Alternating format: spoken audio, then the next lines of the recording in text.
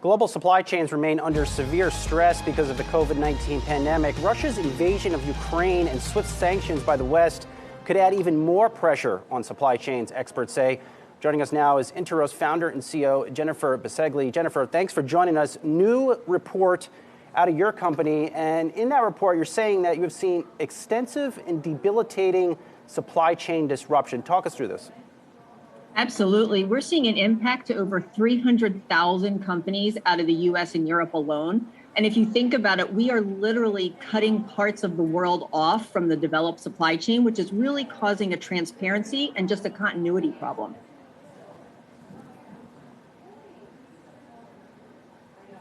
And so if it is a continuity problem, then how do you fix that problem?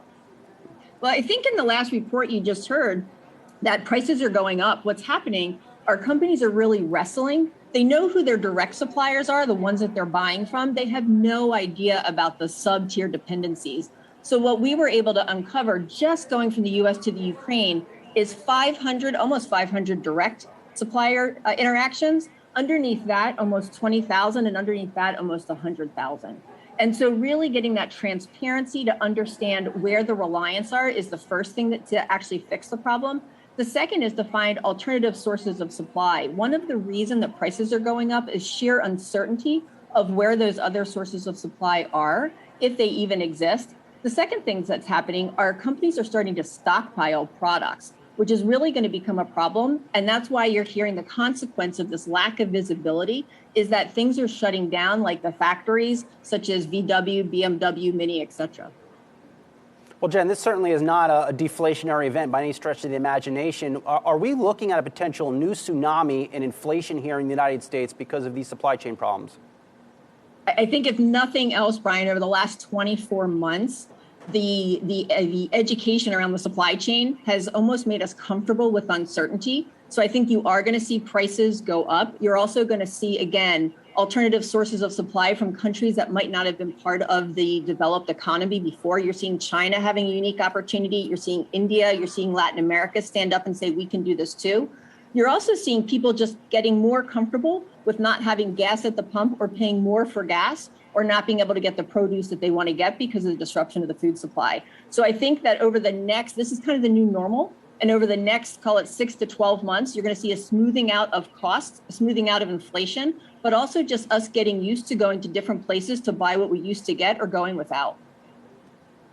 Well, I mean, I think it seems like people might be patient in the short term, but if you start to get to 6 to 12 months, that patience might run a little thin, although we've gotten used to some of this stuff during the pandemic, of course.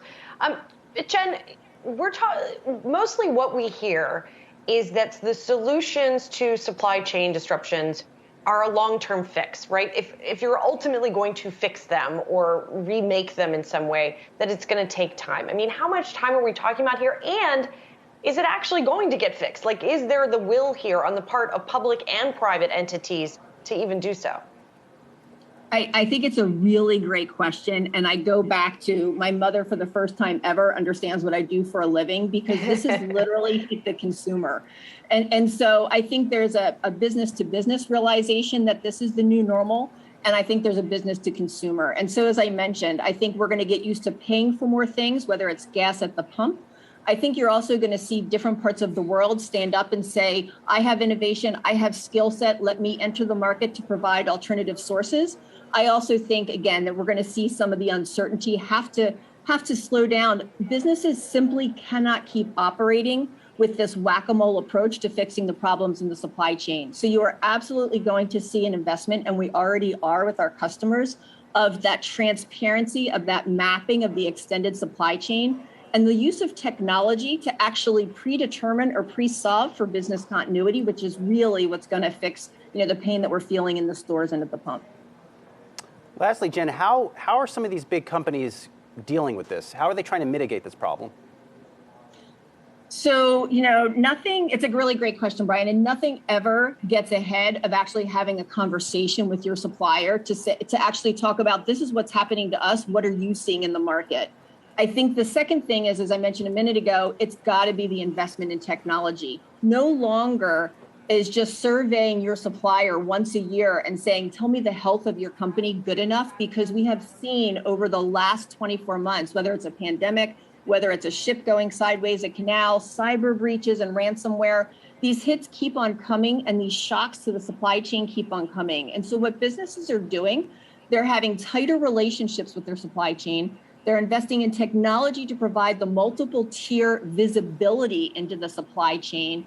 And they're actually starting to pre-plan and continuously monitor. So when these events happen anywhere in the world, whether it's a cyber breach or whether we have sanctions that's literally cutting off major supplies of metals and food, we now have identified alternative sources, whether that is reshoring and bringing the supply chain closer, or maybe taking advantage of new economies and new innovation to actually pre-plan so that we can continue the operations in our businesses. It's really becoming a brand reputation and C-suite problem like I've never seen in the 20 years of being in this industry. Finally, Jen, I'm about to have a conversation in a few minutes with the Secretary of Commerce, Gina Raimondo. And I'm curious what you think from a government perspective can be done to alleviate this issue that perhaps isn't being done. So I think that's a really great opportunity and a great question, and I wish I could join the conversation. I think a couple things. One is that the government has the ability to fund some of these alternative sources of supply. And so if we understand that we are going to be putting sanctions, whether it be the US or any of our partners in the world are going to be putting sanctions that are going to cut us off some parts of the supply chain, how do we fund alternative sources in different parts of the world that maybe didn't exist or didn't exist to the level that we need from a manufacturing and from a services? So that's the first thing. The second is that as much as we don't like standards and regulation in business, we need to work with public-private partnerships in business to say, what can the government, what tools and conversation can the government convene that gets business to share information to become stronger? Because at the end of the day, continuity of the supply chain, visibility of the supply chain is really a business-to-business problem. The government can help by convening those conversations and funding alternative sources of supply in a way that business to business can't from a sheer magnitude. But this is really a public-private partnership at the end of the day. And it's a great opportunity for the government to really get ahead of it because this is the new normal. It's not going away. This is how business needs to operate going forward.